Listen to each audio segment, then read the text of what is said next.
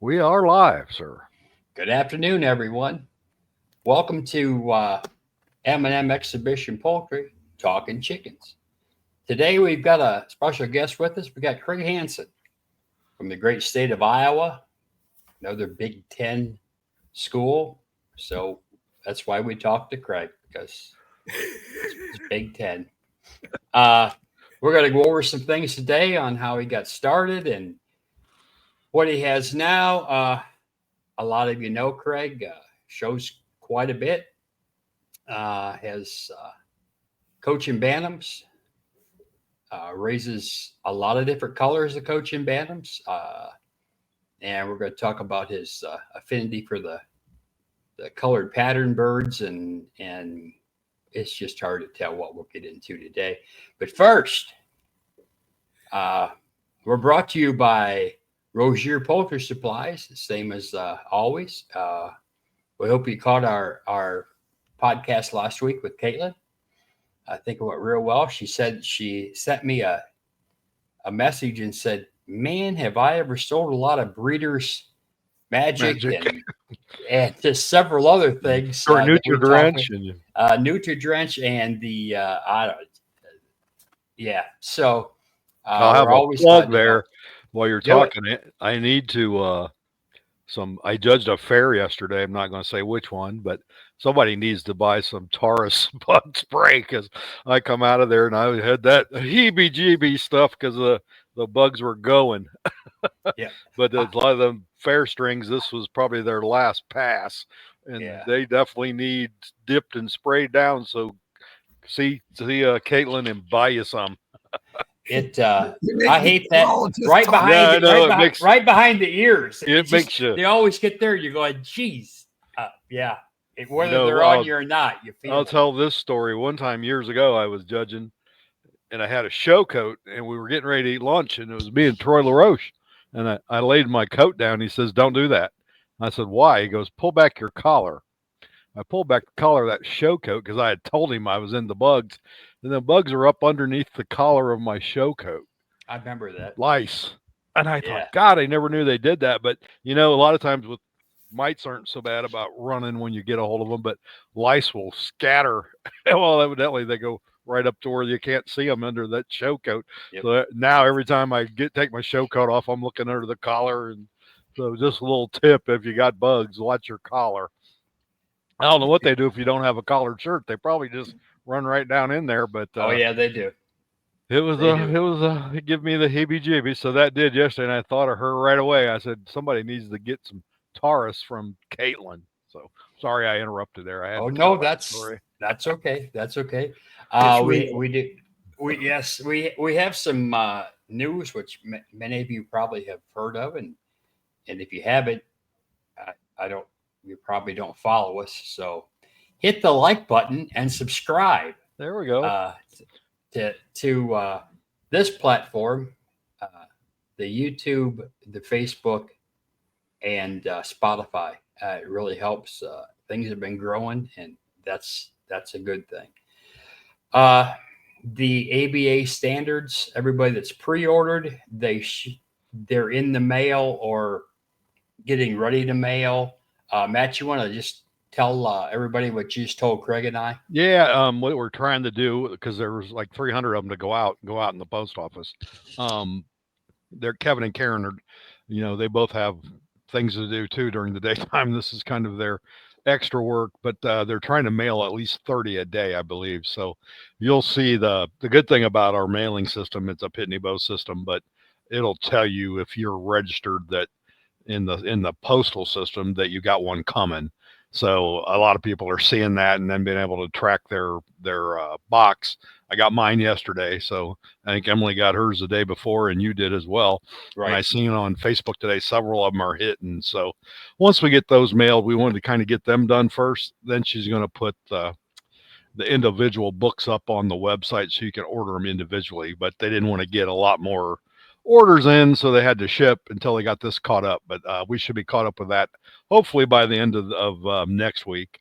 And then the yearbook, as we talked today, and Yes. we're deciding on the printer for the yearbook, and I think we got that done. So it'll be gone, and Normally with the yearbook, it's only a couple of weeks because they print it and mail it for us. So when they get it printed, it goes right out into bags and mailed by our mailing list. So those will be out next month. I'm pretty sure you'll get it sometime in September. So Yep.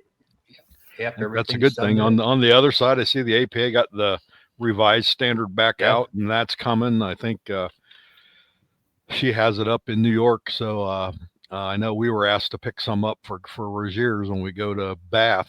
Caitlin messaged me for that, so they can get their stock, and we'll get them our side too. So Roziers is a good place to buy your standards if you don't want to pay shipping, I guess.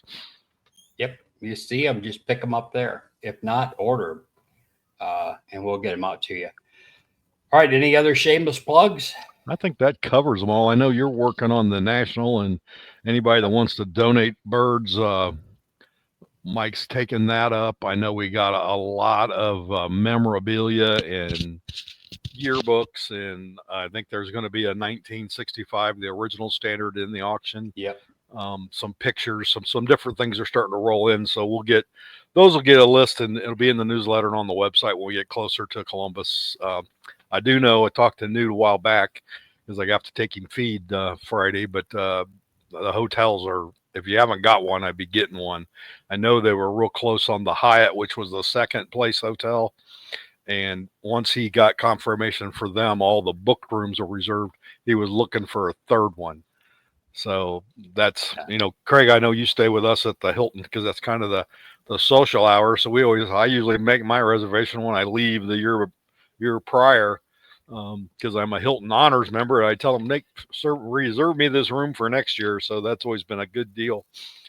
Great hotel for the price. I think they've done a great job in negotiating that price for the hotel, and it's a good place for camaraderie. And Lord knows we hold court out front in the smoking section quite a bit, and then in the lounge, and it's a nice hotel for kids. They got an indoor pool and restaurant inside, and they're kind of in the middle of, we call that the Polaris area. They're kind of in the middle of all the restaurants, so I don't care what you like, whether it's Mexican, Italian, steaks, whatever. You can usually find it in that area pretty close. So good spot. Looking forward to it. We pray for good weather. I think that's the update on the national. All right, yeah. On that auction, I have several. I didn't bring them over with me, but just about got somebody at least one for every classification of bantams. Got a couple still out there wavering to see what they had. So I'm going to give it a little more time because, as always, we like to offer the best. It's kind of a big deal. Everybody likes to have the sales topper, even though none of the money goes to the people, their donations. But it's nice to be known as having the sales topper. So I'll keep working that. If anybody is interested in quality, few defects as you can, and no disqualifications, please let me know, or let Matt know, or just answer back, and we'll see what we can do. But we appreciate all the donations, and it's for a good cause. And it does help out a lot for the AVA. So yeah, and I'll explain something about that. Matt, too. You're on mute. Oh, am I on mute? God, how did I do that? Can you hear me? Still on mute, Matt. I can hear you. All right, can you hear me now? Is it me?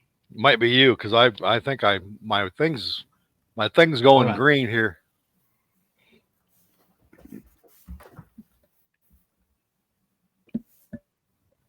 I'll tell you what I was going to say too, because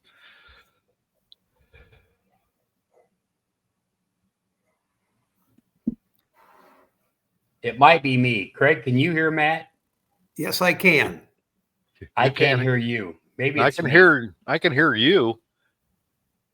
hear you, Mike. I can hear Matt. Lord,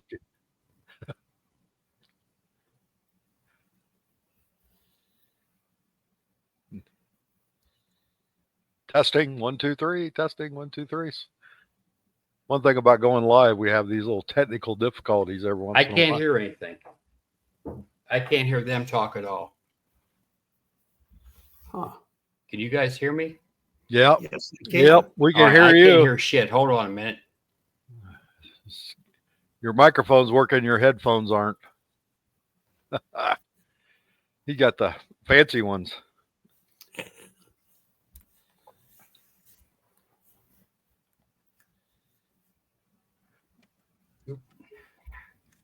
Well, I shit. hope everybody's aware that it's He probably unplugged it. We are momentarily delayed.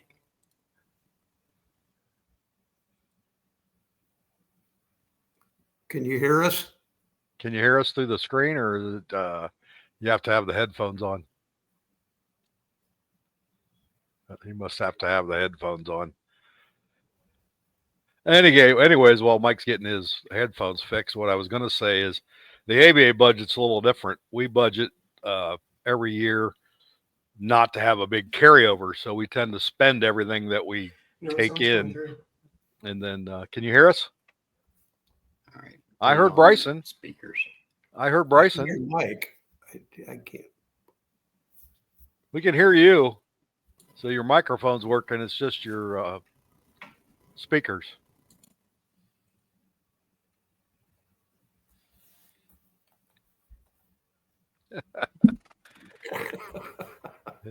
You do sign language.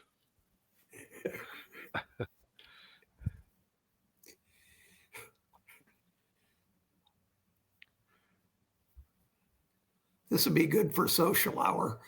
Yeah, well, we might have to do a little editing on this one before we get to. And now his microphone's not working. I didn't hear him talking.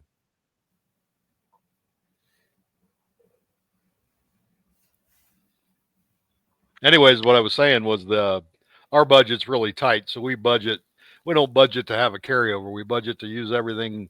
Everything goes back to the membership. So as you see, we don't have all the money in our account that a lot of the other clubs do, and that's all on purpose. We budget it so that auction helps.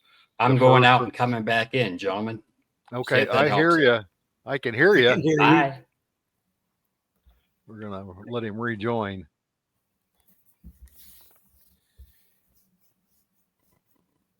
You want me to boot you?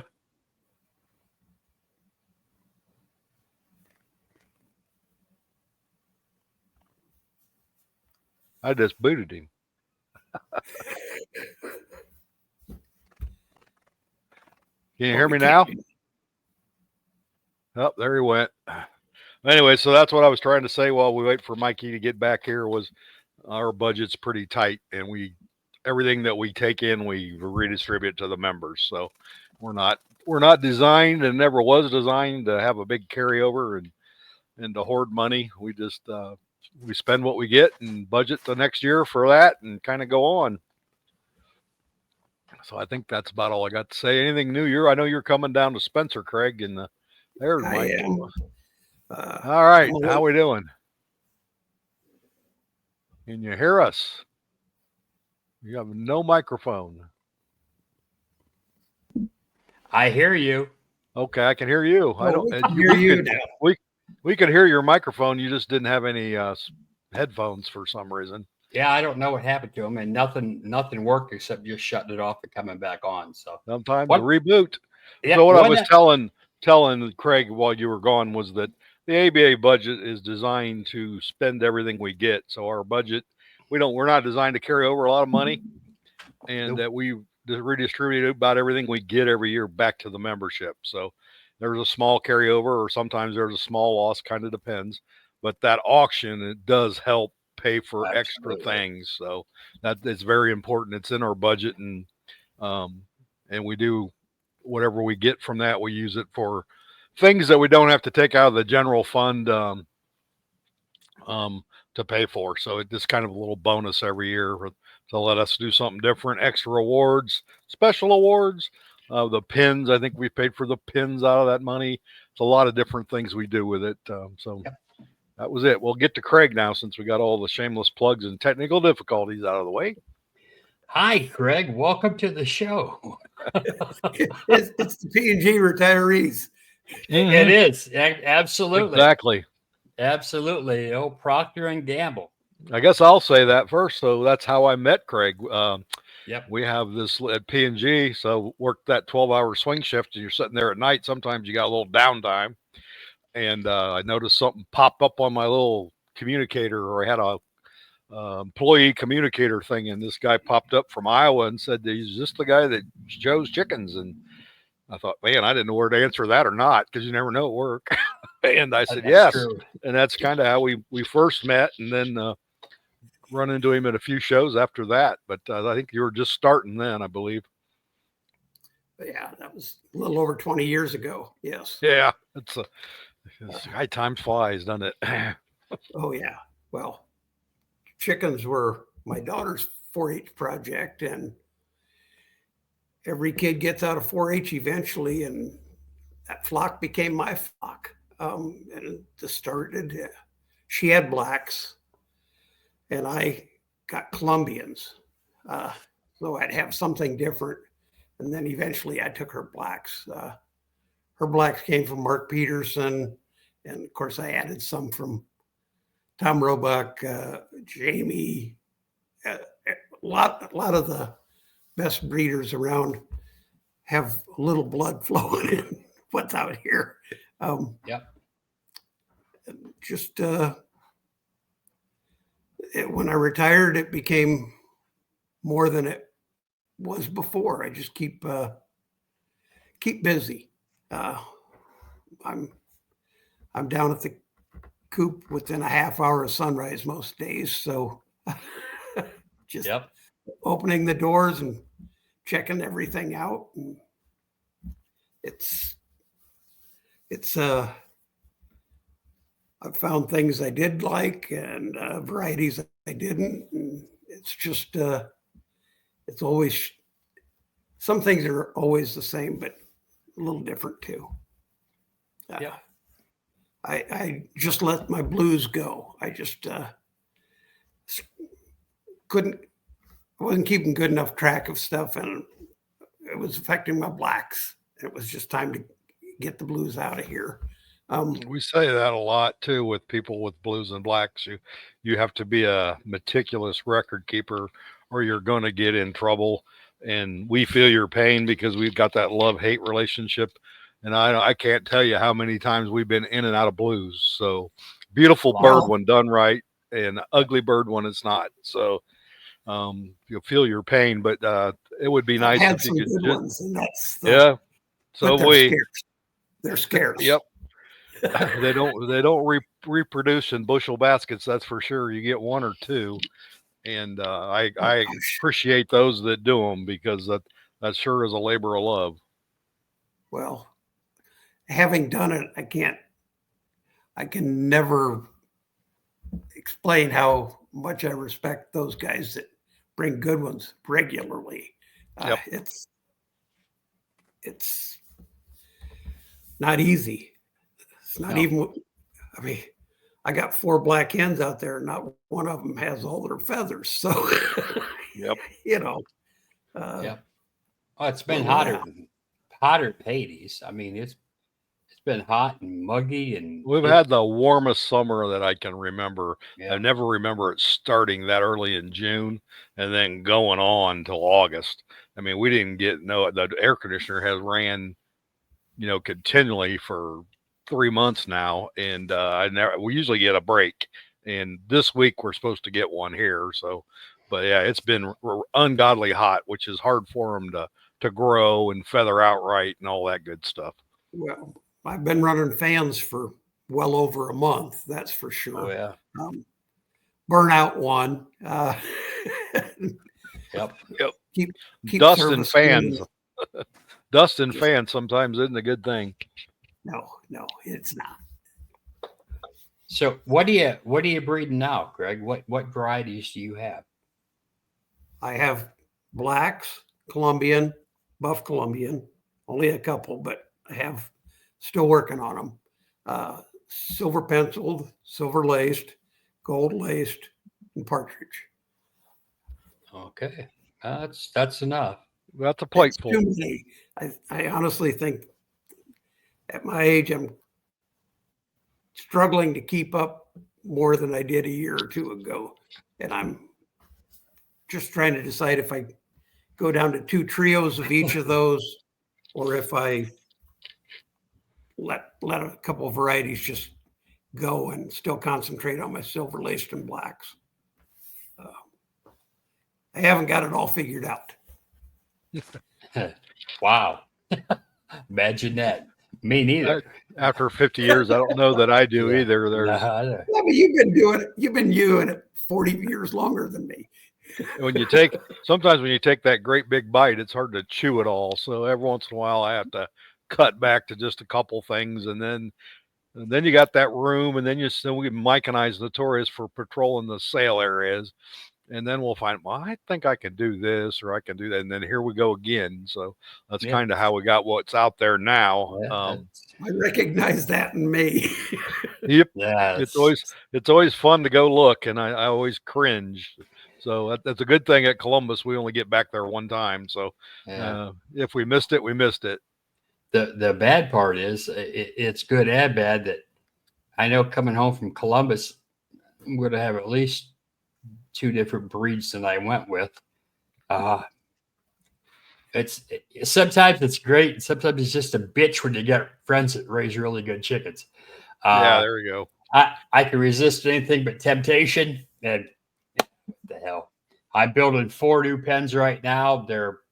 What did I tell you? They're 5 by 9 and 6 foot tall. I got room, baby.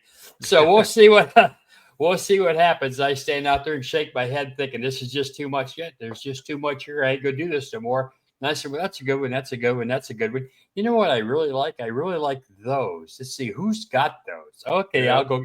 Yeah, but that's what makes it fun. I was cussing myself yesterday, so I put up 25 cockerels.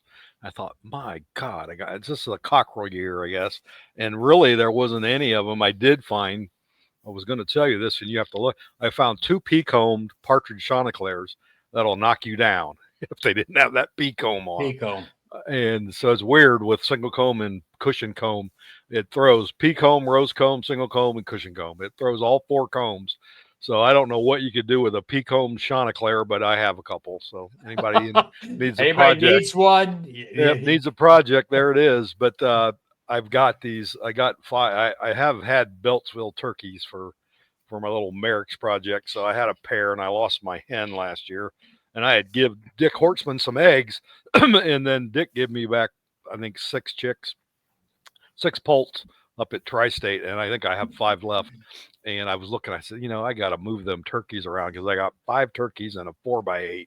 And although they're Beltsvilles and they're not really that big, that's too many turkeys to be in one. There's 5 turkeys and 1 rose-comb white-legged pullet in there. And ever since they've been chicks, she will not stay in her pen. She gets in with them damn turkeys. So after moving her about 15 times, I finally just left her in there. So I have 5 Beltsvilles and 1 Leghorn in this pen, 4x8 pen, and it's going to need to be, she's going to have to get moved here pretty quick because I need to split them up. But that's like you were talking, I think, on your blog the other day, Craig, about there's always moving birds and shuffling birds around, and that seems to never end here. So, well, and that's what bothers me most. That's what gets me most. I've noticed as I've gotten older, is the constant moving of chicks. When you start, I mean, it's like, and I can't go more than a couple. I mean, if I hatch every week, well, usually I try 2 weeks worth, 2 weeks, according to the size of the hatch, like that. And then you look up and you've been hatching, 2 months, and you'll think, holy shit, how many different ages do I have here? Oh. And you keep moving because, they're great that first week and a half, 10 days. Boy, you can get a lot of them. And it's all of a sudden like, oh, goodness.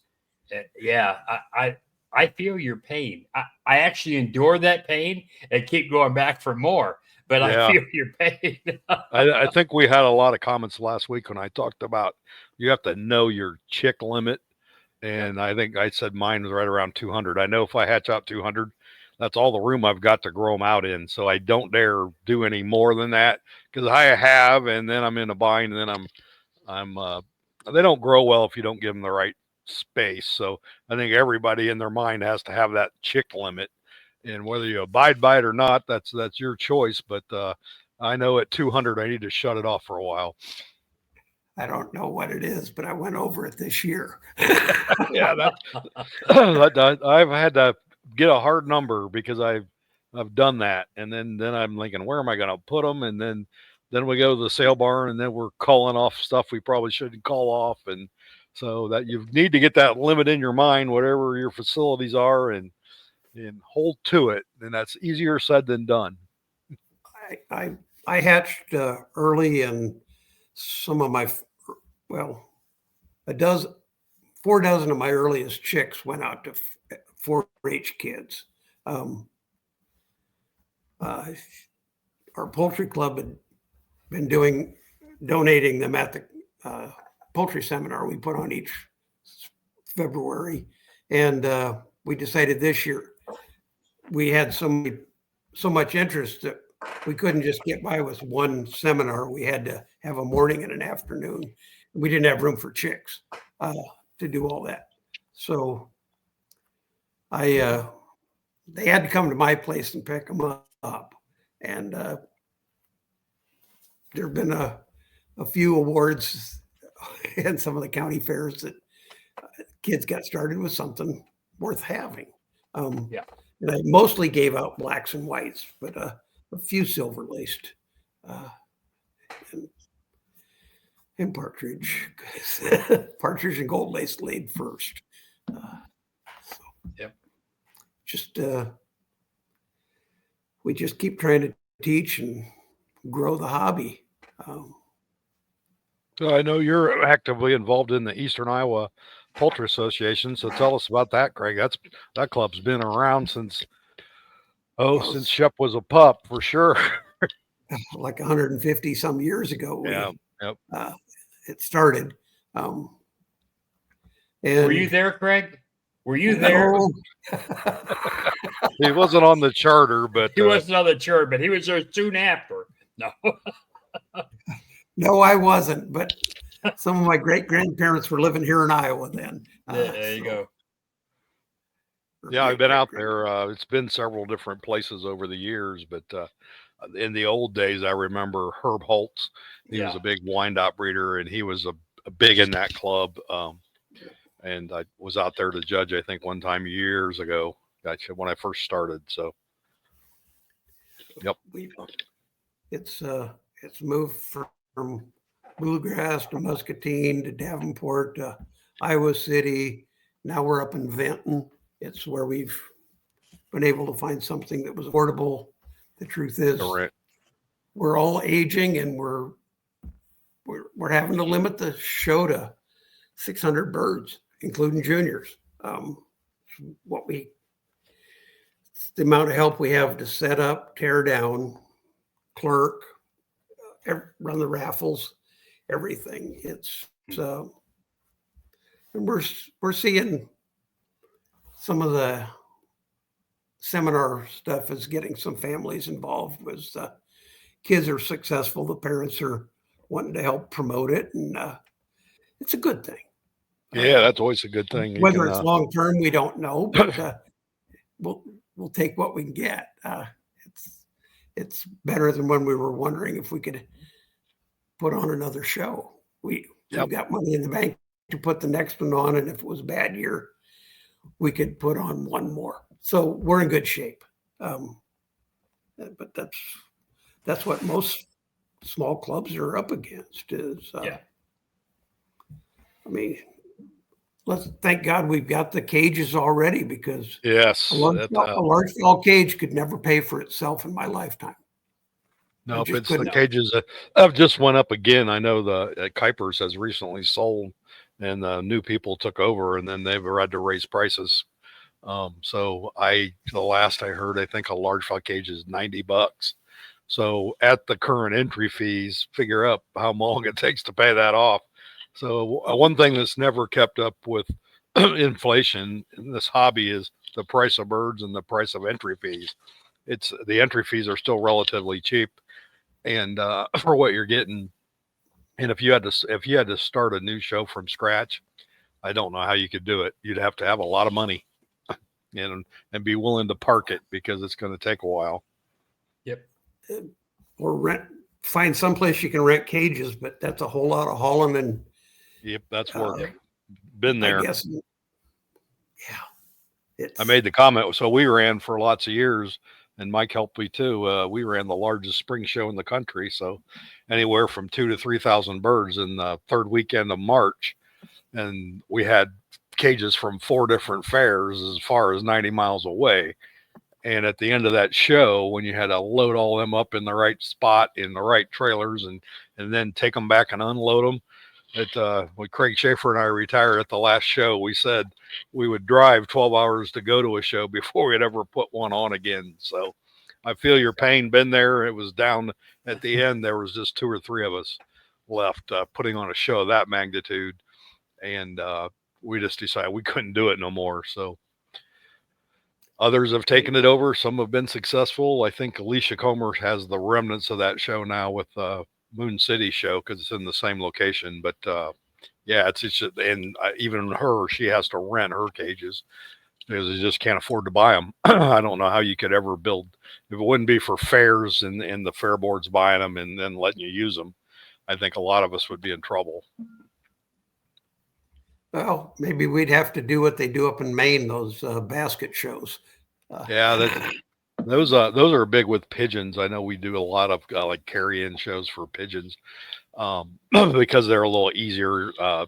You carry them up to judge anyway. So I've been to those. We used to have fairs that way that were carry-up shows where they would do that. I don't know that it's as enjoyable. Just because you don't get to go look at all the birds like you would at a regular show. So, but if that's all you can do, that's all you can do. But tell us about I know the Silver-Laced has been your labor of love for quite a few years now. And Mike has talked to you about that and up and down and what all around, but I know I've seen some pictures and it look like they're coming along pretty good. Well, I've got some that I'm proud of. Some of the feathers are the right shape now, and the edge lacing is getting a little thinner. Type is still where it is.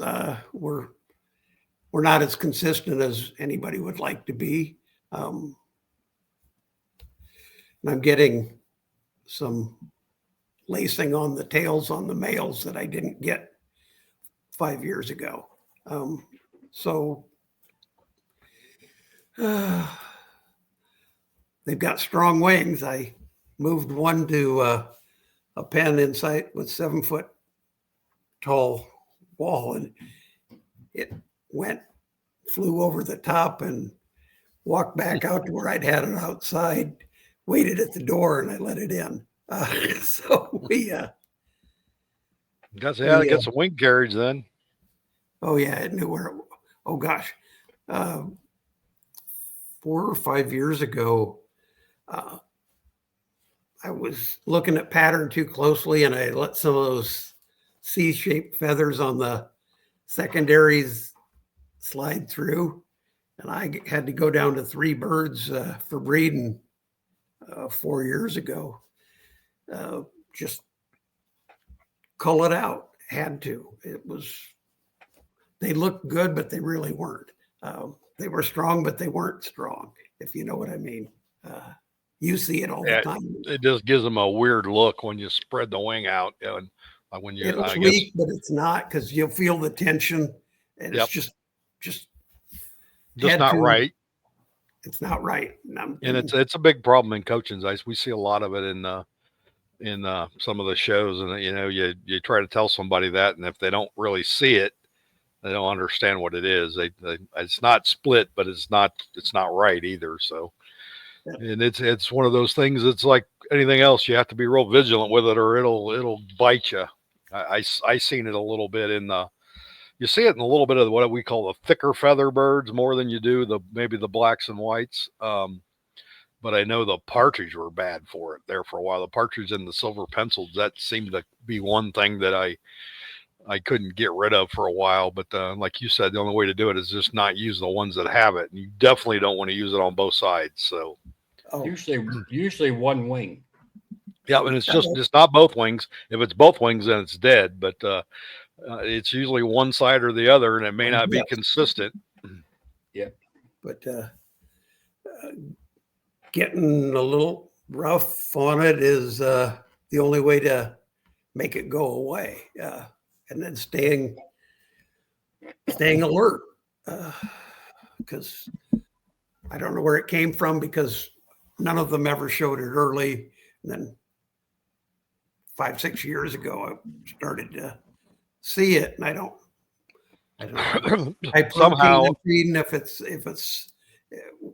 I don't know what causes it. So it pairs up on both sides. So somehow you got it on the male and the female side, and then it's there, I think. And I think it lays dormant on, it's recessive or something on one side. And if you don't if it doesn't double up on the other side, you won't see it. But then, boy, if you do, I see it in other breeds. Years ago, I think it was in Wyandottes.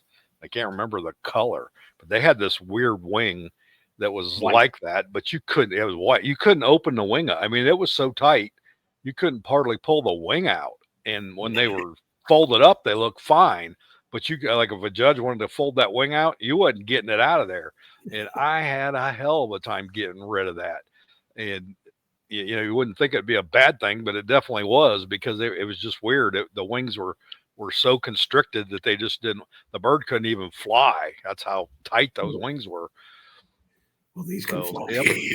Yeah, that's always been a problem, that those little things that creep up every year, I know they never go away. And the good thing is that now you're retired and I'm retired. You can actually, what we talked about a few weeks ago, is you actually have to go out and look at them. So there was times when I was working that they were lucky they got fed, so I didn't have that eye on them like I do now. Now I watch everything, and you can see from day to day, what's going on, whether this bird's going to, but I got a better look at things when I go out there. I know what I'm looking for, and try to pick out those things to cut the numbers down. That's always, I guess that's always my goal. Every bird around here has a purpose, and if it doesn't have a purpose, it's gone. So that kind of limits me to just what I absolutely need. I started with one bird 12 years ago. Anna Mae Carlson gave it to me, and it almost looked like a Wyandotte with feathered legs. But a single comb, and it was just it was adorable, to be real honest. It was, and I found a male, and we, let's see, the year Knoxville had the Cochin National, Darren Day he'd been working with them, showed 2 of them there, and he decided he was done, and he gave me one of the 2. That was my first new blood. And when we had the AI thing 10 years ago, we were all concerned that our line could be lost if we didn't share it with somebody else. And Desiree Roth in Montana sent me a dozen silver-laced eggs, and only one hatched. It was the best male. He just passed away this year. He was old, but he was still, everything. He was. And I think she got some of her blood from down in Texas. Don Holt. Yep. Farther north. Anyway, probably that line though. Yes. Yeah, Don Holt line was actually, those are all Darren Day's birds went back to Luther Vines, and Don Holt's birds went back to Luther Vines. So the bad thing about those lines are so tight anyways, just because there wasn't many of them. It is a very tight line.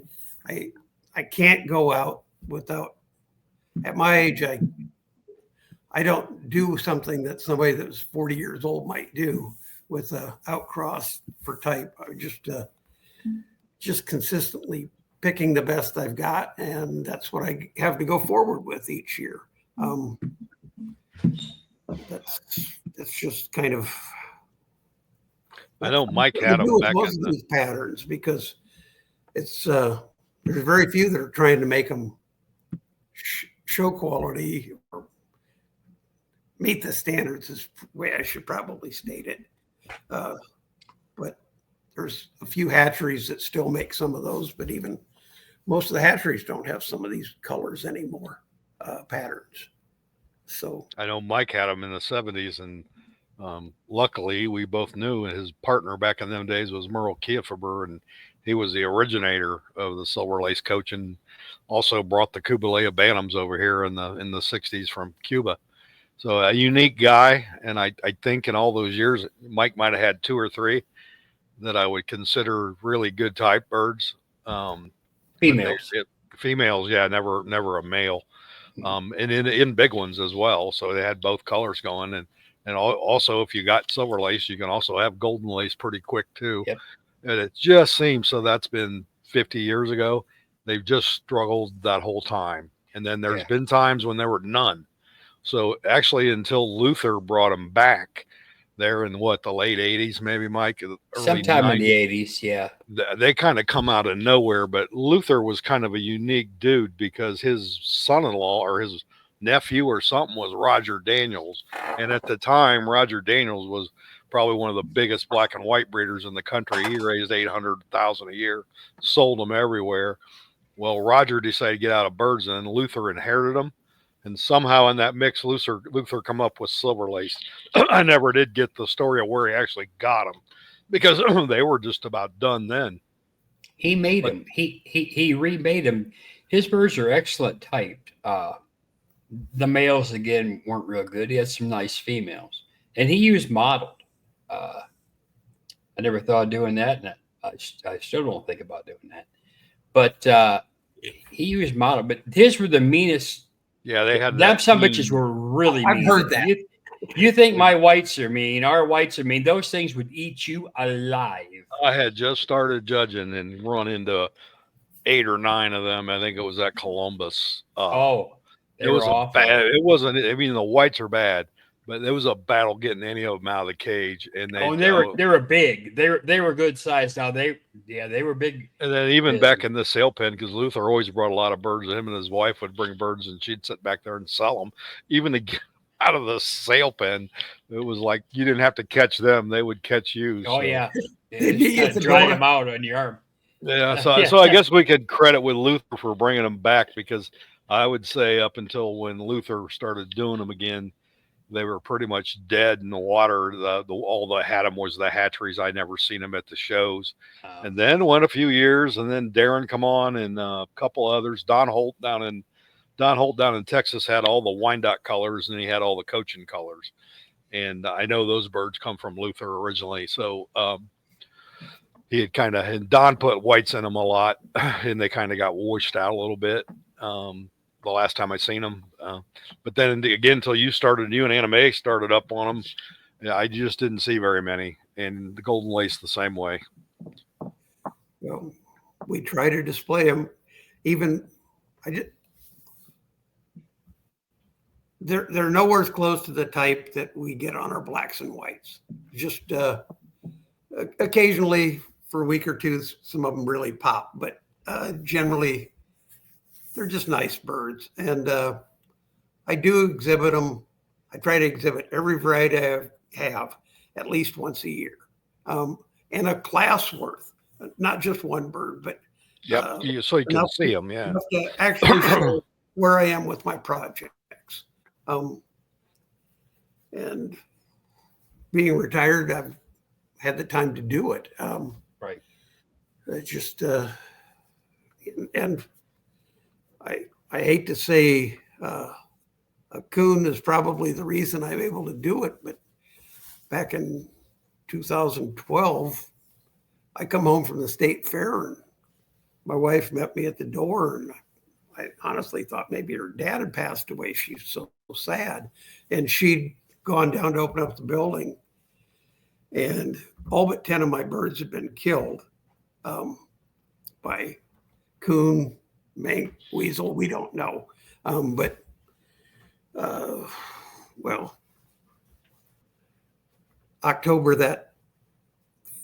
late September, early October that year, we put up the building that's not lost a bird in it to predators in a dozen years. So over a dozen years.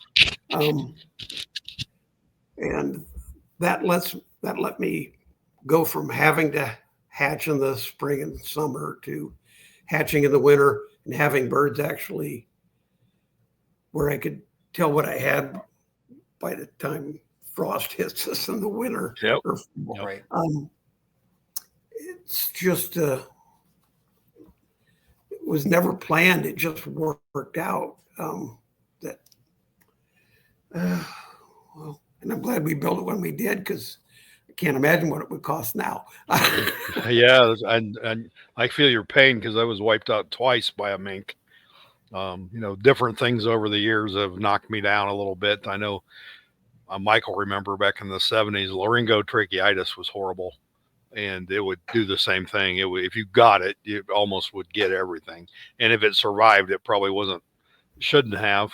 But there's nothing worse than going in there. I had one time I had 10 garbage bags full of dead chickens. I had 115 in one night. Male mink had got them, and then I moved here, and wasn't too long after I moved here, he chewed the gasket under a garage door and went in that way and killed everything. So having been wiped out twice, you have the right idea about farming stuff out if you got, because there were some lines that were lost there that could never be replaced, and to get it farmed out. So, and Mike and I kind of do that with everything now. So if we had to get something back, we could get it back pretty quick without going 20 years in reverse.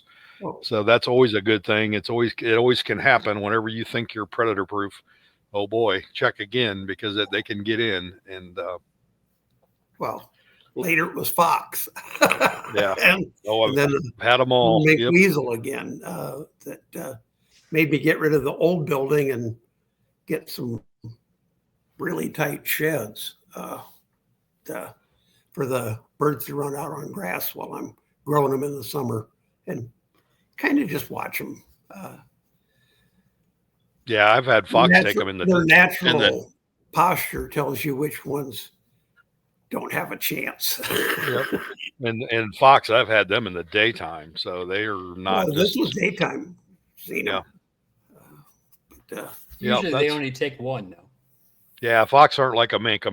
A male mink will kill everything. A female mink will only kill what she wants. But those males, they say they get into a feed. The game guy come out after this happened the first time, and he said around here a mink farm one time, the mink prices went to crap, and the guy just turned them loose, and they interbred with the wild mink, and they made this, it looks like a sable color. He said that's the most deadly thing there is for like rabbits and baby ducks and wildlife. He said they're just terrible, and we must have had a bunch of them at one time, and they run up and down the creek bed. So and my barn was right alongside the creek bed, so and they can get in the tiniest hole. The one was a 1-inch knot hole in a barn door the first time. And then the second time, like I said, the gasket for the garage door is probably only about that big. And he chewed a hole in that gasket and went in there. Both times I got him in a trap by putting the trap on the other side of the hole they went into with a dead bird in there. And pigeons, I mean, I had 100 and some old BB red old English females in a horse stall, and he got every one of them. It was just crazy. So I that's a terrible thing. But it does make you better, like biosecurity. It makes you better in bird security, so that you got them in a place that can't happen in. Well, so far it hasn't happened, but you know as well as I do that a 6-foot tall fence won't stop a fox if they really want it. They can go over a 6-foot tall fence. Yeah, they'll walk right up it. The one thing about fox I've found is they're not like a coon. A coon will put a whole lot of effort into getting that chicken, but a fox isn't. They're going to get the easy pickings, but a coon will do whatever it takes to get one. Well, they wiped out my Colombians because they were white and they stood out. Yeah, the coon will kill everything too. Everything that's in their ability, they'll kill. They're terrible too. Mink, weasel, they're real bad. Like I said, a fox. I watched a fox. Well, I didn't know it was there, but I had a little white wyandotte bantam pullet, and she's out away from everybody because they were just they ran out the barn. And I'm watching, and there's a bush and tall weeds, and this fox came out of those weeds, snapped up that Wyandotte. I mean, within seconds, because I'm watching it happen. I'm thinking, what the? And was gone. And I thought, well, you son of a bitch. So, but that's just one. She and I think it was a female. I mean, it was what, May, something like that. This is a few years ago. But yeah, she just took what she needed and left, and didn't come back for a couple of days, and then she came back, and well, I'll have to tell a story here before we move on to some of your other colors, but I had this bad habit of all the old eggs out of the incubators and all the old eggs I didn't want. I was throwing them across the road in the cornfield. remember that? And I couldn't believe it. So I started getting foxes. So the foxes were waiting on me to pitch them eggs out, and they were eating them old eggs. And then the skunks. So here I was bringing in a whole pile out of, there was a 500-acre field across the road with the big woods in the middle of it. I was bringing all that crap out of that woods with those eggs. And my wife goes, you could smell skunk all the time. And then when I went over there one day, there was a mother and about 6 babies eating them eggs. So I quit throwing the eggs across the road because they were just waiting on me. I got to do it about once a week when I candle eggs. And if I had eggs in the barn I didn't want, I'd just throw them over there. And then crows, I had crows out the wazoo. Whenever the fox and skunks got done, the crows went over there and finished them up. So good thing not to throw your eggs out. A little tip, because it'll bring them in, and them foxes love them. Tell us about the partridge, Colombian, some of those other colors, Craig. I know I had partridge off and on several times, but had some really good ones, had some really bad ones, and then I got frustrated on the last pass, and I sent them back to Tom. But the good thing with that last pass, I made some hellacious silver pencils. And they just sported out of the partridge. I didn't cross anything or anything. They come clean out of the partridge. Well, I started with partridge when Matt McCammon just posted that he was quitting, and I went over and bought them. That was the first time I'd actually met him, I believe. And he showed me around, and that guy is organized. Yeah, and, many birds he's got in such a small space. But it was, and the first time I'd seen anybody use corncob bedding, because around here it's just not available that I'm aware of, at least not at a price that you can afford. It's pretty much a Rural King thing. So they're real close to Beck's hybrids. And that's what that is. That's all the seed corn ground up. And so in the fall, when they're taking seed corn off, you can find corn cobs pretty regularly. And then as it gets closer into the next summer, they kind of evaporate up. So I used them for a while, but now you can't hardly get them. Correct. Everybody got to use them. The pigeon guys love them. So anyway, I pretty much got wiped out on the partridge back in 2012, but I was showing the male at the state fair, so he was safe. And we did have eggs in the incubator, and we gathered every egg that was in the building and tried to hatch it. I've never got them back to the quality that Matt had them. I've had them nice, but not consistent. But I don't see them often enough, so I keep plugging away. So his project I helped him with when he started that. He got 2 birds from Mike Crawford, who was an old-time judge who passed away. But I remember when Matt bought those 2 birds because they were very expensive. And, he had a young family, and it's like, he goes, "What do you think?" I said, "Well, you got the makings to make these better. Here's what I'm going to tell you to do, and you're going to think I'm crazy." But he bought these 2 hens from Mike, and they were older. I think this has been probably in the late '80s. That's a long time ago. It was when Dayton was still in the Quonset hut, so that's I can tell you. And Mike was still alive, and Mike died. I know Emily was in 4-H in the '90s, and Mike died the year after she started. So, but anyways, he bought these 2 hens and he put them on a model, and it clicked the first year out. And we learned then that model is kind of a good color to use because everything seems to pass through it. You don't have to wait a couple generations normally, whatever you cross it to. So he had these gorgeous partridge, and I had them for a long time too, and I let them go. But one that I could never get rid of, and they had great type. But I think we talked about this with Jack Swanson when he was on. I had one little mottled feather around the hackle. They looked like they were spangled around the hackle, and on the females. The males never had it, but the female, and Matt had that problem for a while too. And I think we both just raised enough of them.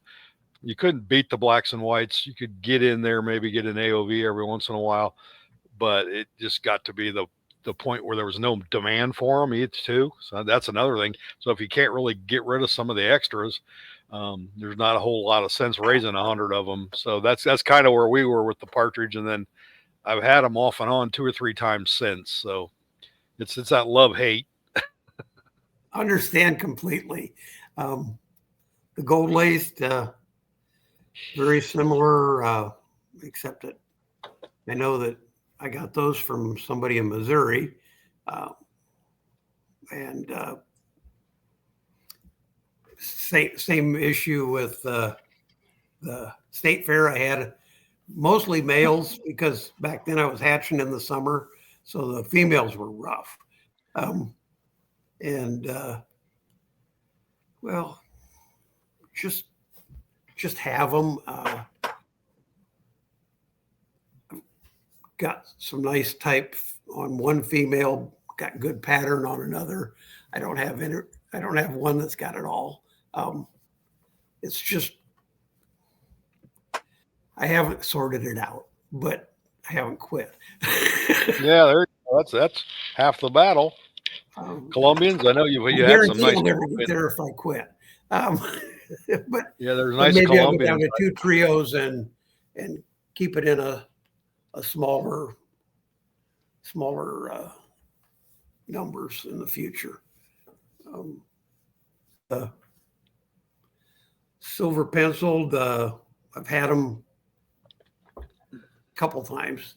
First time they were almost slate colored. They were not with partridge markings, but they weren't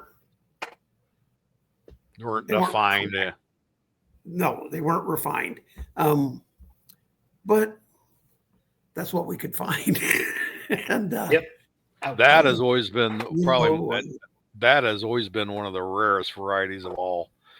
Silver pencils. They have never. Harry Davis in Missouri years ago, that's what all he had was big ones and little ones, but they were the awfulest type things. When I seen them in person, they were the awfulest type things I ever seen, and really no good color. So they don't carry like the Brahma penciling, that's for sure. And they've just never been very good. It was really right. Robert Hardina had it.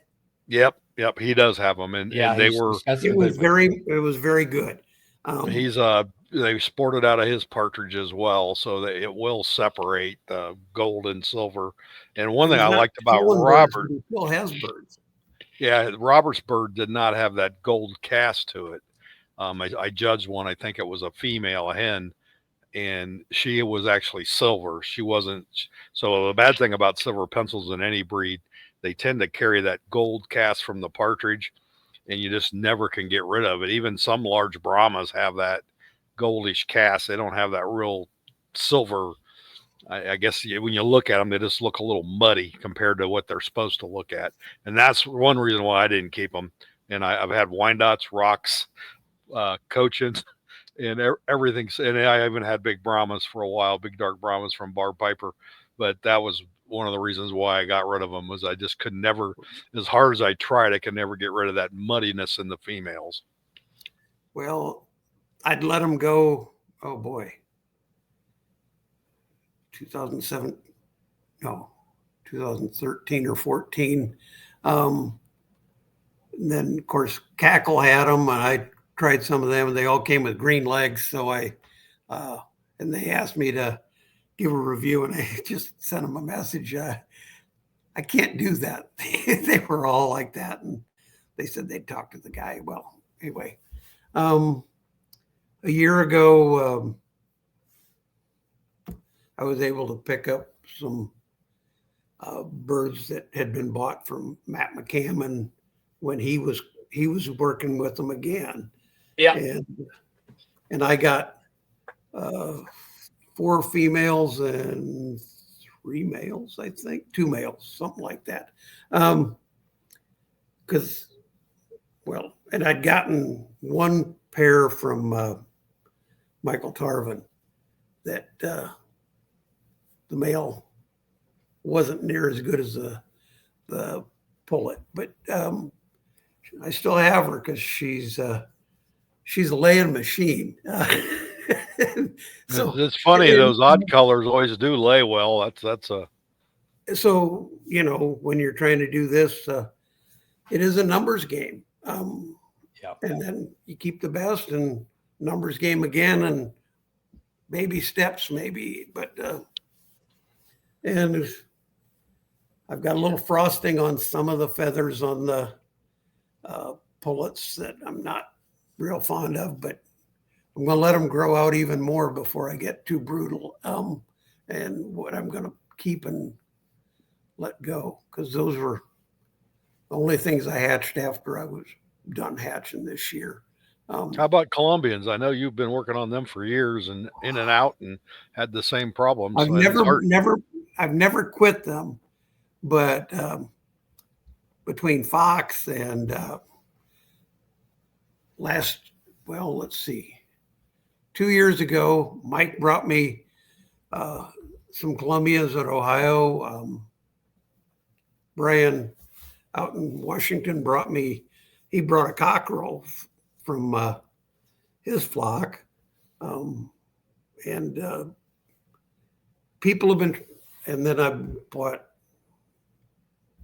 got some eggs from Deb and Don McCullers who have hatching eggs, and they're better than some of the stuff I've seen. And I used an overmarked male that was incredibly good typed, but now I've got overmarked females this year. But I got some type on them, and a couple of them are going to stay anyway. It's always an offset game, especially with any color pattern.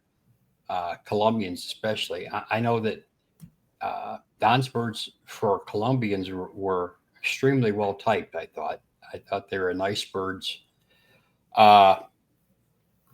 and they have a really thick feather on them. I think that's really good too. They have a nice feather, and there's a lot. I mean, there's a lot there to work with on them. They're not narrow. They're wider birds as they should be. So, yeah, I was hoping you'd I'm still get plugging. rolling with them. Yeah, they're a very beautiful pattern and bird when they're right. Like anything, unfortunately, they're not right often enough, and nobody seems to be able to raise a bunch of them.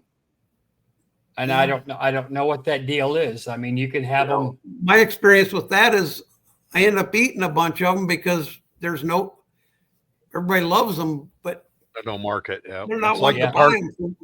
That's what I had with partridge. They just the silver pencils I could sell to, I could swap meats in at the auction. I could silver pencils went crazy, but partridge, the partridge color and the regular Colombian color just doesn't seem to. And I like to look at Colombians. I've had them over the years. I hate raising them because I've had Colombian rocks, Colombian white dots, light Brahmas, and I know that pattern in a good type breed is tough. So not only do you have the type issues, you got the color issues. So it's kind of like I always say, that's what's wrong with Rhode Island Reds. They have that Colombian restrictor, and you're always fighting something. There's never a comfort level. You're always trying to fix something. Correct. It's you get one and they die of old age here. You get a good one. and you just keep hoping that they'll. It's drop a at least one beautiful more of it. pattern. It's a Beautiful. beautiful pattern on the Cochins. And I can remember as a kid, Jeff Hallback had some Colombian he Cochins did. that would knock you down. And I think the story he told me after that, because I asked him about him a couple times, was that him and Harry Harry sent him up to Michigan to pick up some birds for the farm, and he was going through, and this guy had these Colombian Cochins, and he bought them for himself, and it was just like a hit and miss deal. But he won best of breed a few times, I believe. If Mike remembers back in those days with those Colombian Cochins, he was actually against the blacks and whites. And, Early 70s, I believe it was early. Yeah, 70s. it was in the 70s. I know it was when I first started. Reserve a breed once, and it was, oh gosh, it was the first show Columbia had in Mississippi had when they restarted. Oh, yep, And, down there at Scott's show. And the judge was somebody who used to raise them, and he recognized what it was, and it was reserve a breed, and that's the best I've ever placed one against. And I won't leave my blacks at home to try to get a best or reserve a breed. They got to go against the real competition. Yep. Go ahead. No, yeah, that's the way it is. That's like the buffs. I mean, Yeah, the buffs surprise us every once in a while. We had reserve breed one time last year, and I was shocked. But then after I looked at her, I thought, well, she looks pretty good. I guess we see them all the time, and well, I knew it was a good bird, but he overlooked some good blacks to pick that one. I mean, it happens sometimes, and we've both been there where you see a good colored bird or a good pattern bird, and you probably give it a little more leeway than what you would with and I can tell you years ago, I did that with a Bard one time. Wilbur said, you have to pick these damn things or nobody will raise them. So sometimes that happens if you get one. And a lot of times when that does happen, there isn't a black that knocks you down. So you know how blacks and whites are. If they're not in tip top condition, sometimes they can be a tip top condition this week and next week it's not. So if the blacks are a little off, sometimes we'll go with those colored birds just to give it a little different look, and sometimes they might be in a little better condition. Yep. Well, I even have a few whites just for 4-H families. I mean, I have no intentions of showing them. Oh, come on, get in the fray. Yeah, get in that washing the white birds. Get some of that. Get some more of that chowder in the water. Let's go. Come on, Chris. I'll let you just show me how it's done. Okay. Well, we're going to have a video coming out on that before too long. the next time we wash chickens, I've had requests for that. We've thought about doing it. What usually happens, we got somebody to wash, and it's him and I. We got to have somebody to run the camera. And, well, it's not. Yeah, but it won't be this if it's now because there won't be too many whites in the first show round. I don't think so. So, but we'll have a few. 7 birds to each. Well, we'll have Chanticleers. So we'll have Chanticleers. Yeah, we'll have white Cochins. Chanticleers will be ready for Moon City. So that's good because white Cochins probably aren't going to be ready for Moon City.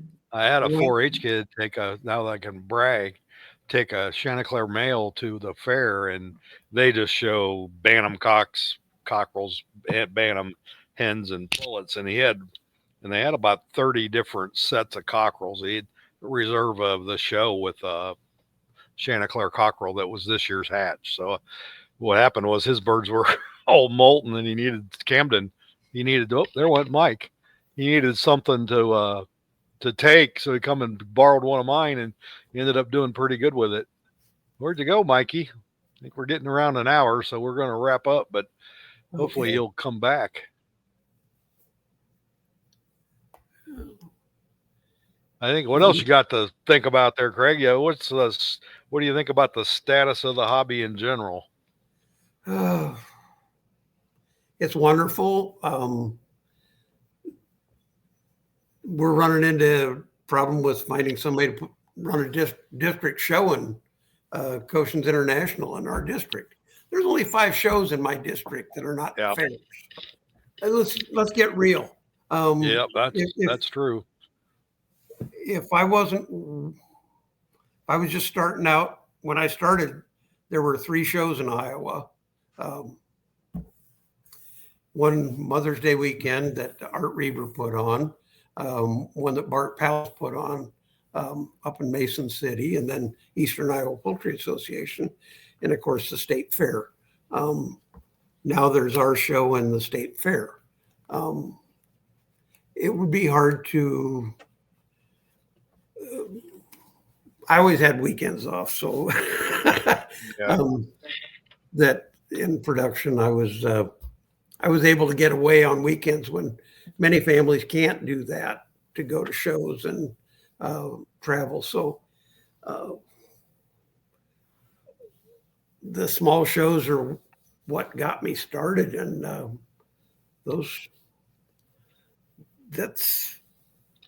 love a 2,000 bird show, but the truth is, if I got to choose between 2,000 bird show and a 500 bird show within the same similar distances, I'm gonna spend my money where I hope it'll make a difference. They're not going to miss.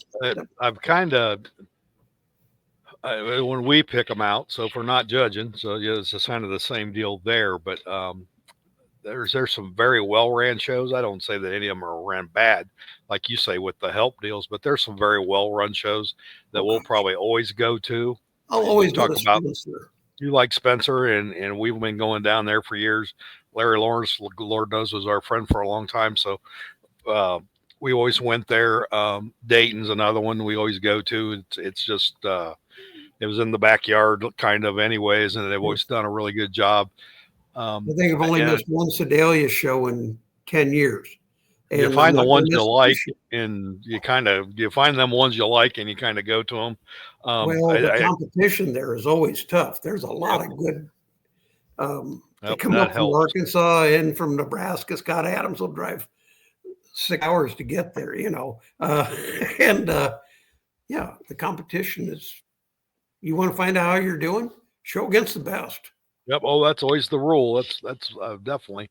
I think as going forward, I know the ABA years ago we went to a 5 show rotation just because we had a hard time getting shows that wanted to host a big show. So a lot of them don't want, like you said, if you don't have the people to do it. So we went to that 5 show rotation.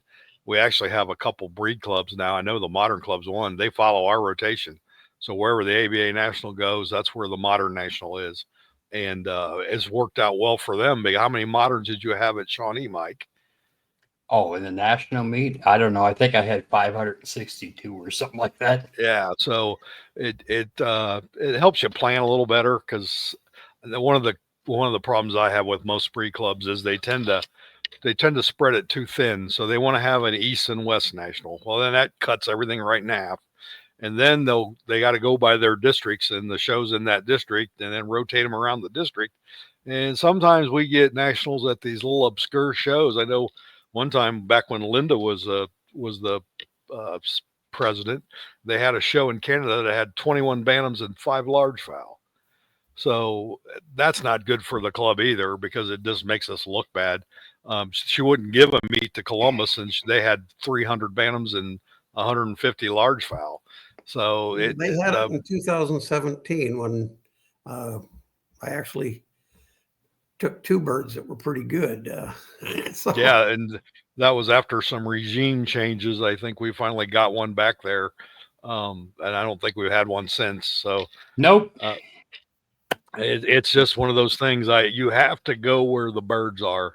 It's great that you spread it around, and maybe I'm spoiled because we're in an area where they are. But I've been known to drive 18 hours to go to a show too. So it's not that stops me. I just think sometimes we don't think real clearly when we place our meets at the breed club level. I'll agree. Let me get on my 2 cents here.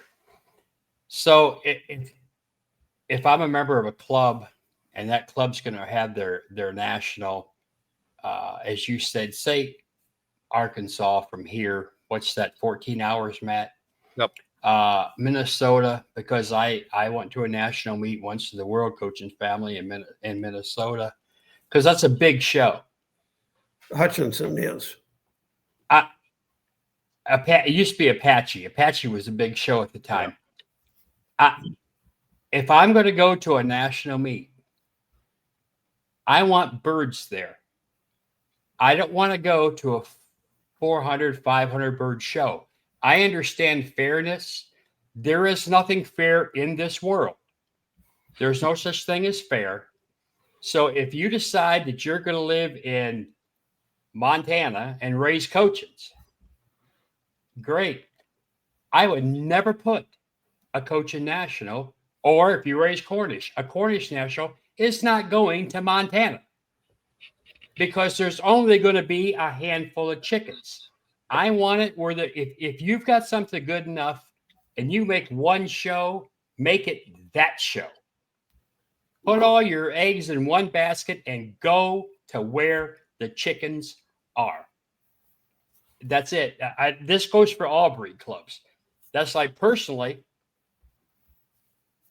I know we're the member of some breed clubs, but I really have no use for most breed clubs, any of them, except I go to the APA National, I go to the ABA National, and generally out somewhere in between there, guess what? They'll be the breed club nationals of the ones that I like, that actually follow where the birds are. It's not fair. Like I said, get over this fair crap. There's no such thing as fair. The best bird wins in the hottest competition.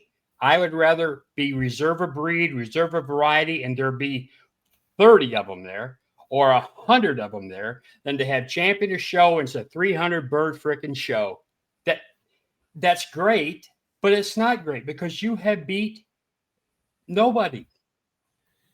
You got to have the numbers. Yes, you do. During COVID, the National was out in Utah. I drove out to that. Yes, you did. I remember that. That was as tough a competition. You want to know what competition is? Have a Silky National, a Cochin National, a Brahma National, all in the same show. Absolutely. That doesn't happen often, but absolutely. I agree. Oh, it was brutal. I mean, I had best of breed, and the Silky was best. The Brahma was reserve a show or something like that, and the Silky was really good too.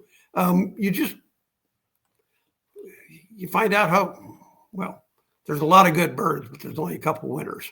I think you guys are talking, and I think we just got done doing it. So one thing we do in the ABA, and we have for years since I've been a member, is every 5 years we realign our districts. And you have to do that because the membership moves and shifts and changes. In some of these breed clubs, they draw their districts and they never do anything with them. Well, when you start counting the number of people in each one of those districts, you may need to shift some things around. I know we are going to do it probably at Columbus. We had it have to redraw our districts and move some states around, some districts around to get it more of an equal balance. So, well, ideally, we want to have the same amount of members in every district. Exactly. But, we've got, there was a complaint years ago about Canada. They had 2 districts.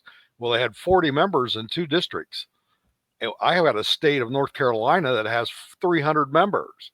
So how is it fair for them to be in a district with somebody else and Canada has 2 votes? So what we've done is realign that. We look at it real tough every 5 years. We go through every state, count the members, then add the districts up, and then see what we can shift. And we did this. Mike and I did this the first of the year, and we have a proposal that went to the membership, and it will be voted on at Columbus to move most of our Eastern. I think we've seen a big drop in membership on the East Coast, and from Maine all the way down to, I won't say the Carolinas because the Carolinas are great. I think They're North huge. Carolina and South Carolina could be a district by themselves. Yep. They have so many members and longtime members. So I think as a breed club, you have to look at that and really think hard about your districts. And I don't think many of them do it. I've suggested it. They look at me like I'm crazy because it is a little bit of work, and some people may not be happy. The West Coast may be from the Mississippi River west because that's the only amount of numbers you gotta represent the membership, just like Congress. and that's why we have some states have 50 representatives and other states have two. So you've got to kind of split that up, and I think that would help some of the disparity, and then maybe bylaw changes to get the shows. I mean, Oh, you need to, when you have a big show, you need to sometimes follow it because the birds are going to be there anyways. And if your breed club's not there, it kind of looks bad in my mind. It does. I know years ago in the World Coaching Family and the U.S. Coaching Bantam Club, we had the same issues.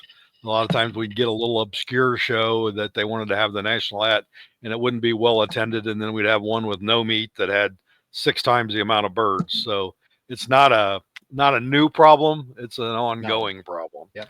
And then the other problem I'll say before we end here is breed clubs.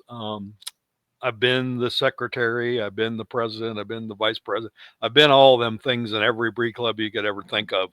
And what usually happens is burnout. So the people that should be running them aren't, because they get tired of it, and the people that are running them don't have enough experience to run them. They don't have enough experience in the hobby to do that. But the people that have the experience in the hobby to do that have done it and don't want no part of it. So that's a big breed club dilemma in my mind.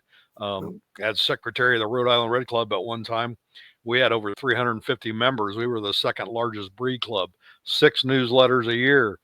Our national meets were something that people planned their vacation around. I mean, all the big breeders were there when we had a national meet. It was really something, but it doesn't take but a few sour ass members to ruin that, and that's what happened there. You know, it's a shame, but they burnt me out. They burnt the president out. They burnt the district directors out. So I see that some with our clubs that we belong to, a few of them. I think sometimes the people that get stuck in those positions probably shouldn't have them, but they're willing to do them. And there we are. Okay, I'm quit ranting. I'm going to That's say that's no offense to anybody, because No. if you're doing that, you get credit for, number one, stepping up and doing it, and you're always going to get people giving you unsolicited advice on how you do it. But I can tell you one thing: when I ran them, I'm doing all the work. I'm running it my way. So I get that with people. If I'm going to do all the work, I'm going to do it my way. Yeah. Yeah, I didn't. I didn't mean to throw any shade on any singular club. It's just there. There's nothing fair. I'll be real honest. Some of these shows I'd love to attend, but their requirement for AI flock certification. Yeah, that's rough too. Yep. That's something that's hurting your hobby. Yes, it is. And I've fought that for years. And I can tell you the ultimate frustration is we got 50 states and they do it 50 different ways. So that's one time in my life that I would say we need a national program that's not managed by the states. Because the problem is, like you said, you've got some states that do a whole bunch and you got states that do nothing. And then you got every blend in between. And I'm not going to I'm not going to put myself at risk of liability by trying to sneak in. It's just not going to do it. I mean, even for us, it's available to us, but it's downright expensive, and it just went up. So they've lost some of their federal funding, and ours went up the last time we had it done. But the only reason we do that and don't do our own testing is it's just easier. With them coming in and getting certified AI clean, you can go 99% of the places with that certification. So, and if they don't let us, guess what we do? We don't go. Yeah, that's what you do. I know what I think was Tennessee, wasn't it, Craig? That was a pain about Iowa's AI testing when that was big. And it's so ridiculous at the one point where you can not have AI today and have it tomorrow. So I don't know that test is any indication or prevention. There's never been AI spread at a show. AI is spread 9 times out of 10 by wild birds and poor ass biosecurity in the commercial locations. Absolutely. Ours is the perfect situation for that to spread. When you go to Columbus and you got 8,000 birds from 800 different places, all commingled together, Right 35 there's states. yeah, there's your and it never happens. Nope. We actually had the state vet and the Ohio NPIP guy at the show there, the 150th anniversary show, the whole weekend, and they were just amazed. She goes, "Hey, they were amazed, number one, at the quality, cleanliness, and health of our birds that we had there, and there was that many of them from that many different places, and they never seen no sickness." So I don't think we're the problem. I think we bear the brunt of all that. It looks real good that you're shutting down the Burden to county all of fair. us. Yeah, but in all reality, that doesn't do them any good. No, nothing. They're their own worst enemy. Yep, It has their nothing to do with problems are us. their problems, and Yep. so I'll leave that one alone too.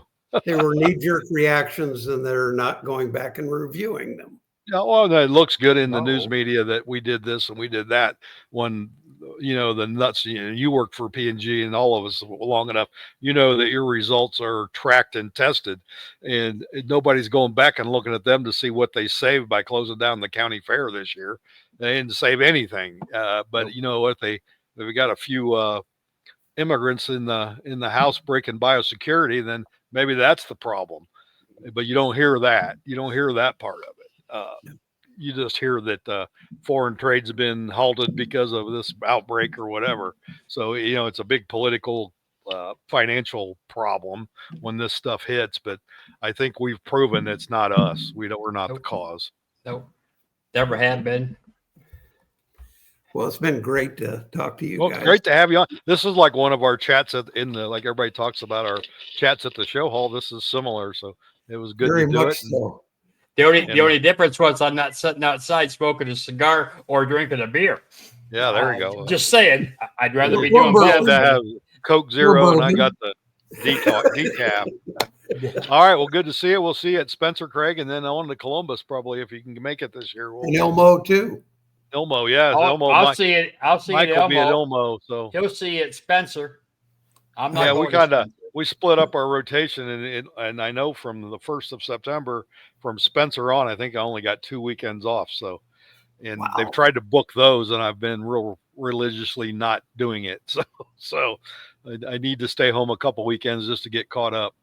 I'm even working in one in San Diego. You don't think? Yeah, I'm you're crazy. going way out of the. I'm going and, way out. And the week before Columbus, we're in Arkansas, so we've got Yeah. 2 big ones back to back. So Yep. Judge at the state fair was going to Ecuador. yeah, Yeah. I was asked if I would entertain going to Chile, and I think I'm in not the bowl, the country. And and you know what? I think I may be too old for that shit right now, so I turned it down. Yeah, I was asked the same thing, and I forget it's a South American country, and Yeah, was it Peru, Chile. I know Nate was some- in Peru. I think I may Yeah. have been in Peru, but And they asked me, and I went, well, I'd entertain it, but I don't know how hard. the only one I would definitely go back to, I would go back to Bermuda because I Well, love of course it over you there. would. My Bermuda people are wonderful, and I could go there anytime. Yep. Except right now because the hurricane's still rolling. Yeah, up the towards hurricane's Bermuda. still hanging out there, but yeah, you don't want to be there. beautiful place to go. So, all right, we'll get this wrapped up. Thanks again, right. Craig. Craig, appreciate it. See Good you in luck. Ohio. We'll see you soon. And a couple times before. All right, You guys buddy. have a good day. Thanks, everybody. Remember, subscribe, like, share. We'll see you real soon.